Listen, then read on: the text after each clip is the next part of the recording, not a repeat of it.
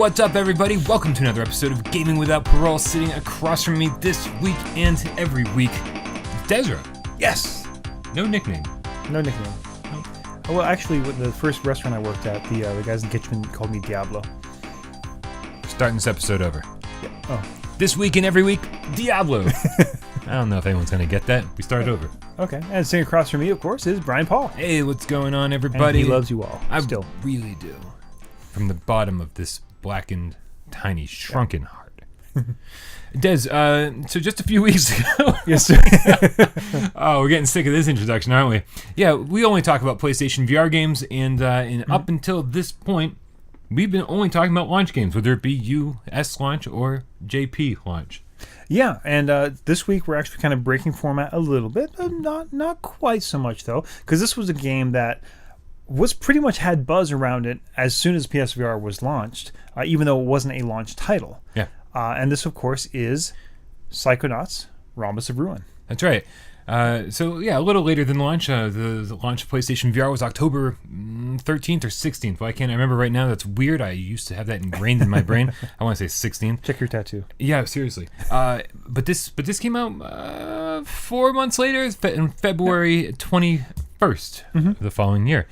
And we've made it clear on this channel. I mean, you can go back and check out episode Something. insert name here. Nope. That requires more editing. Why we love Tim Schafer, or why we love Double Fine. Same thing. Why we love Tim Schafer. Yeah. And this is a Tim Schafer game. Written, directed, produced, everything. God, it was so good to see you again, sir. Yeah, we are thrilled that not only, we obviously Tim Schafer's been making games left and right. We played tons of Broken Age and Costume Quest and all sorts of awesome games made by that studio, Double Fine. But this is absolutely, this has Tim Schafer's name all over it. But more importantly, it has the Psychonauts name written all over it. Psychonauts was basically dead for over a decade. Yeah. Oh my, has it been? Yeah, it's been that long. Wow.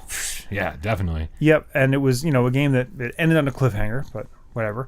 And I mean, I've gone on record. It is one of my favorite games of all time. Definitely one of my favorite platformers of all time. Just a phenomenal game. And if you're interested in playing that very game, well, it's totally available on some awesome locations. Yes. It's a PlayStation 2 classic on the PlayStation 4, so it's up-resed a bit, and, it's got trophies. Yeah, you can, Xbox 360 and 1, you can get it on that as well. Oh, nice. And yeah, if you go to your local game store and root around, you'll probably find a copy somewhere. Yeah. Yeah, the price of the original copy has definitely gone up a bit. Yeah. So, if you're a collector, you can consider getting it that way, but otherwise, I would say get the digital download. Yeah. But this is, so it's a return to Psychonauts, and they sort of just drop you right into this world. Yeah, I was so pleasantly surprised by it. Is seamless. It is Psychonauts. It's not even like, okay, well, we have to reintroduce you to everything. It's just, it feels like the next level of the game. Yeah. It really does. But let's be clear that even if this is your first time playing a Psychonauts game, if you didn't even play Psychonauts 1, this is a great place to start because it really does, despite the fact that it doesn't reintroduce you to all the characters, one by one and really hold your hand and walk you through the backstory, you get there. Yeah, it introduces you the main concept. Psychonauts are this government agency sort of thing. I don't know, it's a little weird if they're actually government or kind of quasi-government. But anyways, it's this group that's put together to protect the world from psychic badness. It reminds me a lot of Sam and Max. Freelance police. Right. They're maybe they might be too crazy and believe that they're doing something for the greater good when maybe it's totally a sidetracked operation. Oh, Sam and Max know they're not doing things for the greater good. Oh, no, of course. But it reminds me that this could be a more subtle version of that. Yeah. So the fact is that the original Psychonauts was a 3D platformer, as every game seemed to be when that game came out. And that bothered me a little bit, because I remember being like, oh, come on, it's this is the next, big game from Tim Schafer, and he, gave in and made something that everyone else is making. And it turned out to be one of the greatest 3D platformers ever. And nothing like anyone else has ever made. Exactly. So when this game got announced, and then eventually came out, because that's usually what happens for the most part, it didn't strike the right chord for me. Okay. And there's two. Shun the unbeliever. There are two dirty words associated with this game and PlayStation VR as a whole that made me think that this was just going to be hot trash. All right. Okay. The first one is experience. Yeah. This is a PlayStation VR experience, which means multiple things. Sometimes it means it's not quite a game, and it's not quite a movie. It's somewhere in between. Yeah. But it usually means more, overarching. It means that it's short. Yes. Which this is very short. Unfortunately, yeah, that is probably the only bad thing I can say about this game. Not to cut to the cut to the end too quickly, but yeah, my only negative about this game is way too short. So just to cut to the chase here, if you blast through the entire thing from beginning to end and you don't struggle with any of the puzzles, 1 hour. Yeah, I'd buy that. Right before we filmed this, I watched somebody play through in exactly an hour. Okay. Yeah. If you know what you're doing and you've already solved the puzzles, easily. Right, which kind of kills the replay value. I think that goes hand in hand with the whole experience. Yeah, that they're I guess all right. So now 2 negatives. We're up. Bing, bing, bing. So suddenly starting to hate this. Right, this isn't the game I thought it was. Damn it, Tim, make something better. Nope, still love it. Yeah, it's really fantastic, but we are skipping ahead. All right, so your other negative thing. The other negative thing, the other PlayStation VR dirty word that this game has associated with it, teleportation. Yes. Now, before you nail me to the cross, right? The deal is that I don't want anybody to watch the gameplay video that's playing behind us or watch my review or anything, right? And think that this game uses teleportation in the same way that all other games do. Right. This is the most interesting way of getting around motion sickness I've ever seen in a game. Because it is teleportation. But you're not pointing to a location and going, I want to go there. Right. You're pointing to a character, a creature, an animal, an item sometimes. Yeah. Right? Anything with some kind of brain power. Yeah. Right? And you're using one of your special powers, clairvoyance, I believe, right? Is that the clairvoyance, to inhabit that person's brain and see through their eyes. And that's how you get around the world, by hopping around. And it's just so well done. Right. And the reason it's so well done is because in the world of Psychonauts, that makes sense as a gameplay mechanic. Like, even if that wasn't a limitation of VR, that would still be how you would do this game. It makes perfect sense. Yeah. So you don't even notice the fact that it's a limitation. It's just like, no, this is the way we're going to play this game, because Raz spends no spoilers, well, lots of spoilers, I guess. Yeah. It spends most of his game actually with his physical body chained to a chair. Yeah, and by the way, we might spoil story elements by just talking about different scenarios you end up in, but with most Tim Schafer games, it's not totally about the story or about spoilers or about what's going to happen or how are we going to get out of this.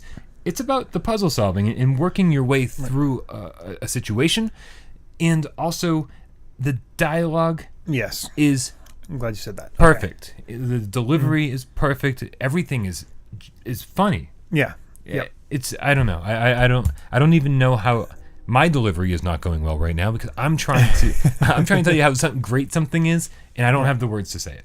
Yeah, there's this twisted, dark, funny kind of through line through all of Double Fine's stuff. Yeah. And especially in the Psychonauts world. One of the things I love about this world is it's like what happens if you let art directors and people like that just go. Just like, all right, we want to make this crazy dreamscape and just use whatever weird sketches we can to get this out there, and that's what they present. Everything is cartoonish and exaggerated. The characters, you say the word grotesque, and people think that means well, grotesque has a different connotation. It just means, caricaturized, cartoonish, and everything is a grotesquerie in these games, and it's beautiful. Yeah, I totally agree. Like even Rasputin, your main character, he's looking at him as a character. He's weird looking. Yeah. Right? But you get over that so quickly because because their personalities just shine right through. This is an oddball collection of characters. They don't look like they belong together outside of the art style. It's just so weird, but because it's all weird, it all works together, and you develop. We talked last week about Summer Lesson, yes, and about how it was hard to like develop feelings for this girl. And you're there the whole time with her, and you're like interacting with her to a limited degree, and you can tell that the developers want you to feel something for her. I feel like I felt more for the characters in Psychonauts over the 1 hour I spent with them than I ever did for Hikari Miyamoto. Yeah, I mean, and huge props again to the voice actors in this. You know, it's the same cast from the original game. And, you know, it's 10 years later, and they still have these characters spot on. I mean, the voices are the same, the inflections, the delivery. They just, you know these characters, they love these characters, they brought them right back. You couldn't, I mean, unless you actually told me, I wouldn't believe that it's been 10 years since the last game. No. So I guess we can kind of get into the plot a little bit. You start off, it's immediately like a second after the last game ended. You're on a plane. You know, Raz has, I guess in the original game, he was a kid with psychic powers who snuck his way into a camp for kids with psychic powers because he wanted to be a psychonaut, which is these top secret psychic agents. Stuff happens in the first game, and eventually he gets the right to be a Psy cadet, or a cadet in training, and you're now on a jet. They're taking you to Psychonauts headquarters, and we find out that Lily, his romantic interest and girlfriend from the first game, her father has been kidnapped, and he is the head of the agency. So you basically have a kind of a little mini tutorial level on the plane where you learn how the mechanics of the game work, how to use your psychic powers. You get to light a squirrel on fire, which if you played the first game is one of the best parts of the game. And who wouldn't like doing that whether you played the first game or not? Right? Yeah. And so that happens. But the airplane level, the opening scene basically. It's good that they sort of like drop you into this because what they've done is good that they did that. Right, because like you called it a tutorial level, and it absolutely is. But what they've done is they're showing you the ropes without telling you that they're showing you the ropes. So instead of being like a text box coming up, here's how to play. They really go, the coach is in the bathroom and you need some toilet paper. Right. So you don't just have clairvoyance; you're also telekinetic. So you're like opening and closing these different like cabinet doors and seeing what's inside, and you're picking up items and you can hurl them across the room. Mad points for that. Yeah. And so and you're looking for a roll of toilet paper to zoom over to give to the coach, and you just get to play. Yeah. And here's where I'll say there's kind of something similar to a job simulator in this, where you can play this in an hour if you just hit every beat, solve every puzzle, and get through. But why would you ever do that? Yeah. There is so much fun to discover. There are all these cabinets, like you said, you can open things up and check them out. There's magazines you can pick up and read. There's all sorts of fun to be had. And if you're a trophy hunter, trophies to be unlocked by just goofing around in the world. And the story kind of waits for you to hit the beats to progress. Oh, yeah. So there's really no clock where you have to like, oh, geez, I have to do this in a certain amount of time. So you can just goof around as long as you want. It's great. Yeah, you'll be finding yourself like wanting to experiment with every single item you find. Like, can I pick this up? Can I light this on fire? Can I inhabit this one's brain? Yeah. Because sometimes you get to do that, and sometimes it has relevance to the story, and sometimes it doesn't. I don't. Yeah. Okay. Yeah. Never mind. Yep. We can just cut that. So now the thing is this is a point and click adventure through and through, right? Yeah, at its core, I mean, pop the hood, what's underneath, it's a point and click adventure. So multiple things about that. First, you can't die. Right, yeah. There's no decision you can make where the game ends and you have to go back and continue. Right. That's wonderful in a game like this, because just like Job Simulator, all you want to do is experiment with everything. Yeah. And you should feel free to do that without the fear of being like, oh man, I hope I'll have to load my save game. Yeah. Right? That would be horrible. And so this is just like, all those Double Fine and LucasArts adventure games where you could do anything and pretty much not die. There were a couple exceptions back in the day. But but I wrote down better than most point-and-click adventures. And here's why. Okay. Couple reasons. One, back in the day, when I was playing Maniac Mansion and Zack McCracken and Indiana Jones and Loom and all of those great adventure games, man, there was like a list of all these verbs at the bottom of the screen. Right. Pick this up. Use this with this. Talk to, and there's like 9 verbs or 12 verbs or something. This doesn't have that. This really streamlines the entire thing. Oh, yeah. Right? So you're not experimenting, being like, well, I wonder what I have to click to make this work. Yeah. Like, no, it either works or it doesn't. Yep. Right? Experiment that way. But more importantly than even that is this is super linear. I remember playing The Secret of Monkey Island back in the day. Oh, yeah. And just having free roam of all of, was it Melee Island, the first one? Yeah.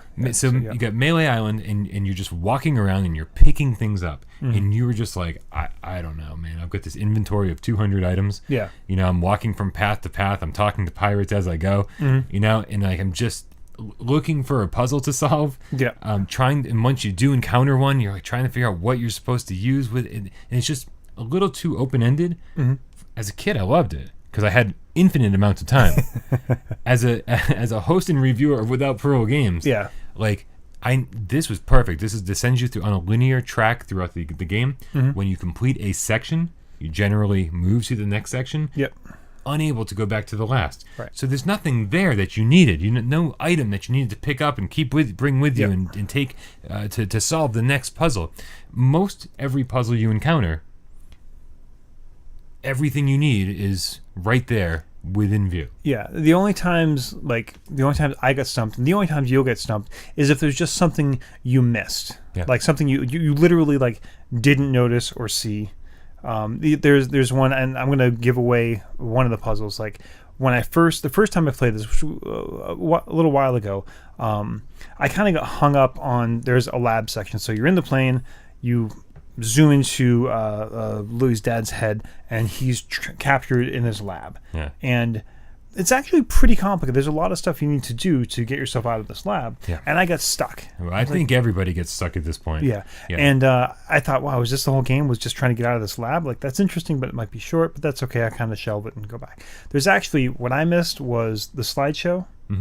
I didn't click all the way to the last thing. So, just little tip from Des, just keep clicking until the show is actually over. Don't just stop when you think it's over. And also play with the sound up, because oh my god, there are verbal hints from all of your other Psychonauts. They're talking to you pretty much the entire game and offering a lot of help. And not only that, like some of the best jokes are, of course, like when you're in the lab with Lily's dad, like, and you say something, Lily is hysterically and panically mishearing everything you say. Like, oh, his head's in some piece of equipment. They took off his head. It's just this running gag that's going through the whole thing. Is every time you say something, she's like misinterpreting it in the worst possible way, and it's hilarious. The writing is fantastic. The delivery is fantastic. You kind of mentioned that the art style it's very interesting because Psychonauts 1, the original game, it had a very distinctive art style, but this, I feel like they were able to do so much more with that in VR. Yeah, so one of the things that, like, the main mechanic of the original Psychonauts was you would throw this door into someone's head, and you would go in their head, and each level of the game was the insides of this person's brain, how they viewed the world, or the way. So every level was radically different gameplay style and art style. This doesn't do as much of that specifically, but what it does do is, because of VR, like when you get out of the lab, this was the first time it hit me, and you're kind of in the water exploring that. There's the Milkman conspiracy level in the original Psychonauts was so amazing because of the way it just played with how platforming works, and like the streets kind of curled around like this.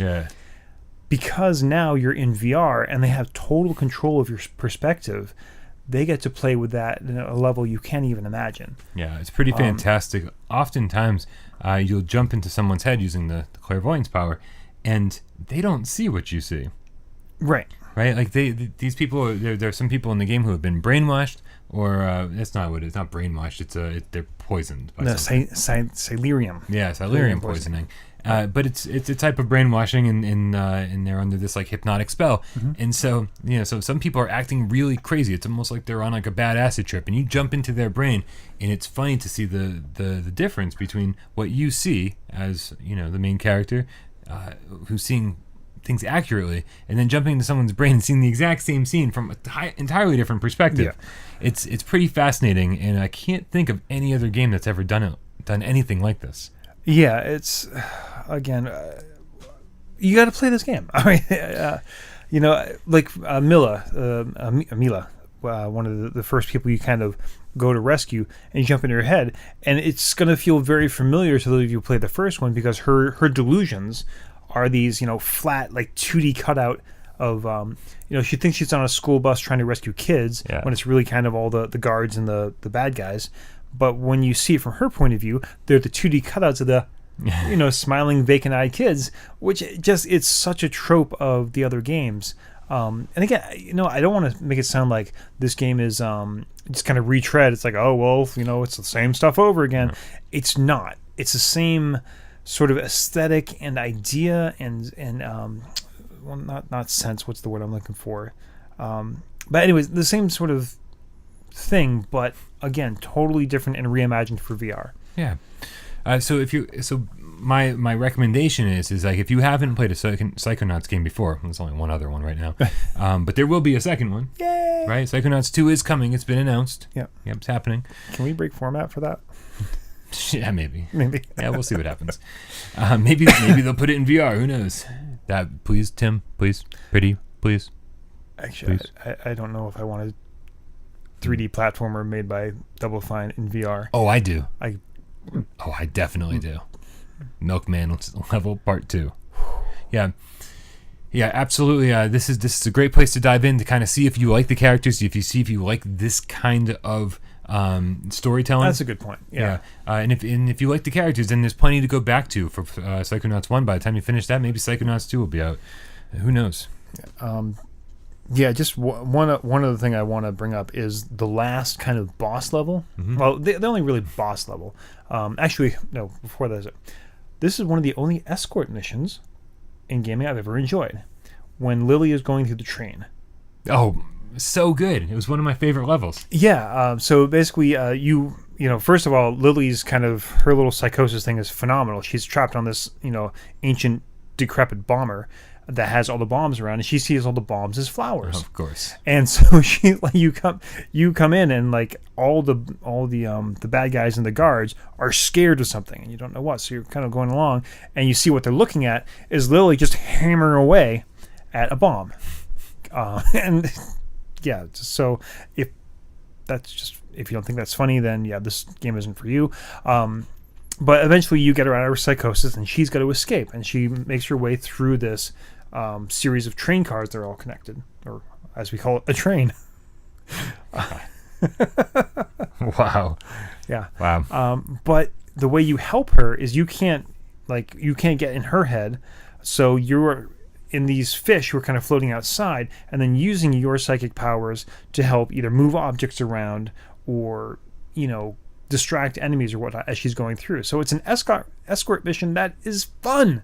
Yeah. And good to play. It really is. Yeah. Again, but escort missions are notoriously bad because when your cohort, the person you're escorting, dies, usually you have to start the mission over again, Or if you die, you have to start the mission over again. Or because your escort is an idiot. Right. And they're always an idiot. Yeah. They're always. But it doesn't matter in this game because you can't die and they can't die. So you get to just play around with things and experiment and find the best way to help her through the train, as you call it. Lily is not an idiot. No, so it's even not. better. Then there's you rescue the coach. If you ever wanted to blow up a concert, and just smash amps and all that, you get to do this in this game. Yeah, that's part of this whole thing we were talking about on the plane, where like you just want to try to do everything to everything. All of your powers on every object you encounter, and yeah, burning a drum set to the ground is fantastic. And one fun trophy. I'm not going to give away most of the trophies, but there's one that was actually kind of a nice touch, and for fans of Without Parole games, you may appreciate this. There is the Brutal trophy.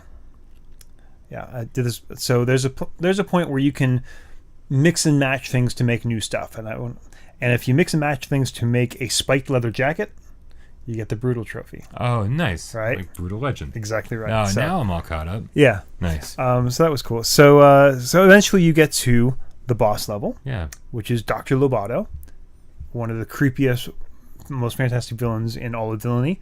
One of the main bosses of Psychonauts. And this threw me back to exactly what I love about this world. You get into his brain, and it's a pirate ship. And in the whole idea is like inside people's brains, like it's framed in the things they are like or want to be or whatever. So you're on a pirate ship. He's the first mate dancing around, and if you look around, like the water isn't just the ocean. There's like these bubbles, and if you keep looking, you realize, oh, that's because it's coming from a spigot, and you keep looking up, you realize the sky isn't just orange, it's shower curtains. Oh, I'm in a bathtub. Yeah. But because of the scale you're at, like you need to look around the world and kind of put it together yourself. Again, would have been impossible outside of VR.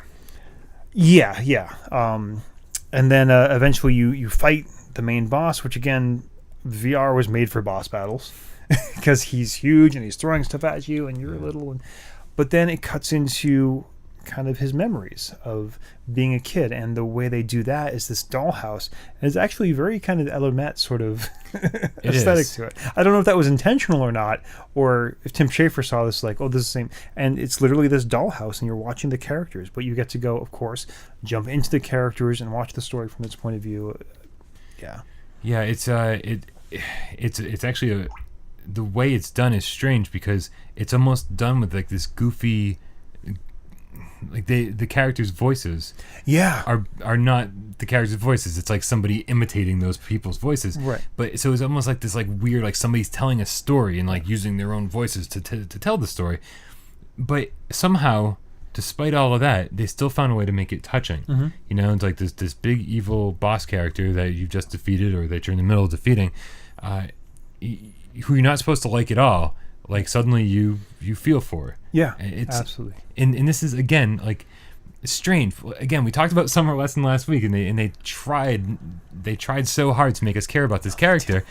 It seemed like they tried to make us care about Hikari, but in the middle of a boss fight, somehow Double Fine was able to make us care about the big bad guy. Yeah, and that's another I think hallmark of Tim Schafer at his best is like it's goofy, it's weird, it's dark, but there's a soul down inside. Yeah, too. And he there's a love for the characters that comes through. It's not just and I think that's the difference. Yeah, the people who created Hikari Miyamoto don't love Hikari Miyamoto.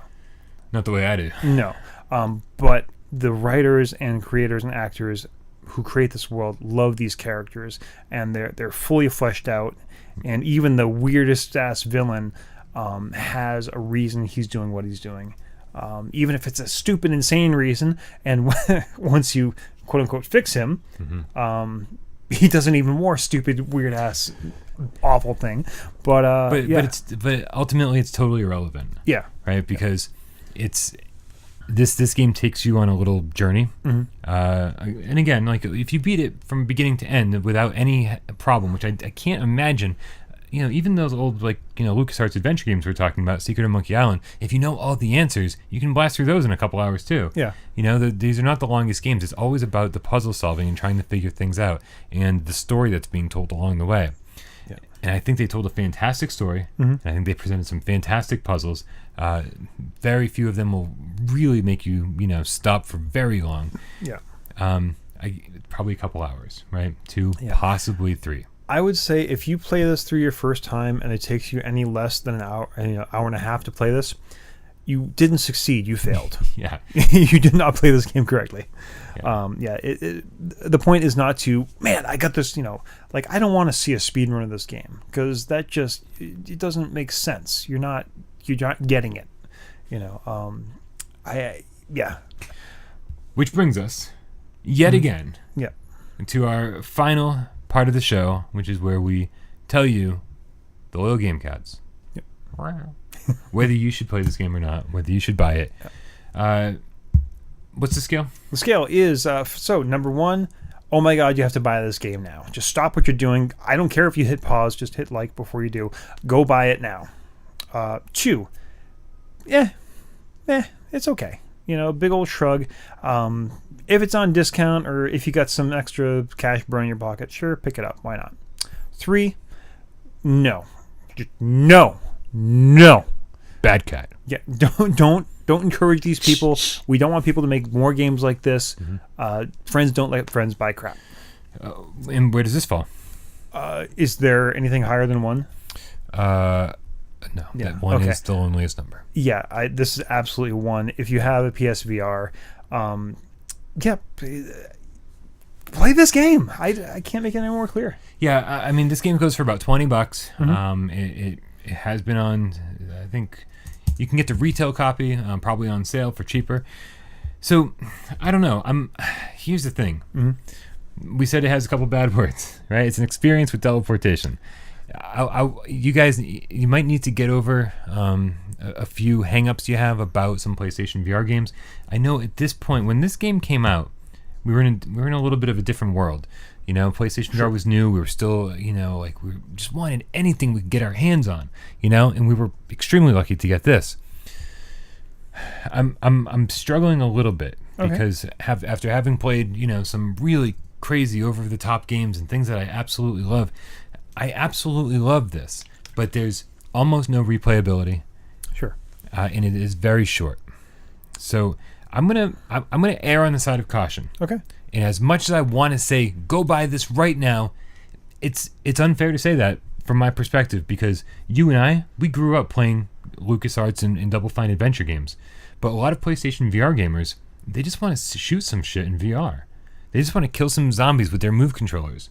So this is a game that if it sounds good to you, it's absolutely a 1. Go get it right now. Hurry the fuck up. What are you waiting for? Yeah. But if you're unsure, even after everything we've said, you may want to wait for a little bit of a sale. If for $10, maybe this is a risk that's not quite worth taking. I say expand your palette. Yeah, trust me. But from a reviewer standpoint, I gotta say a little bit of warning goes a long way. Yeah, I guess. I mean, I will say if the Tim Schafer aesthetic is not your thing, then this will very much not be your thing. Yeah. But we're speaking from personal standpoints. I say go get it right away. Absolutely, $20, totally a fair price. 2 or 3 hours. It'll be 2 or 3 hours you remember for a very long time. But as the guy who has to review games and make recommendations for all of you, it's up to you. I just want to see Tim Schafer make more VR games, so buy it. Please do that. Yeah.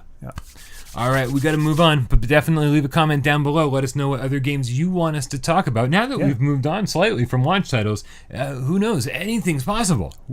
Anything is possible, but nothing is real. For Gaming Without Parole, I'm Brian Paul.